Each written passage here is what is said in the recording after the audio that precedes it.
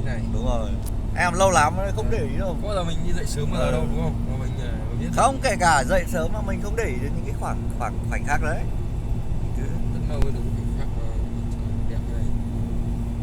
Buổi sáng nó bình minh.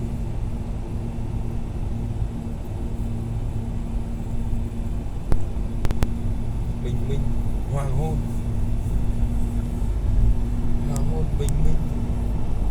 ở đấy hay ở Hai anh em đang đi trên đường cao tốc Hà Nội Móng Cái. ở Hải Phòng có rươi nhỉ? Đây có rươi đúng không? Hải Phòng Móng Cái đây đường cao tốc. Không Kính. đi. Nhật đẹp thật nhỉ. Quá đẹp luôn.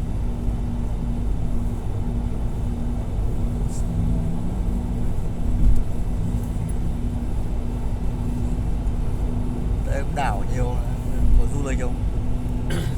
Chắc là có Hạ Long. Hạ Long à?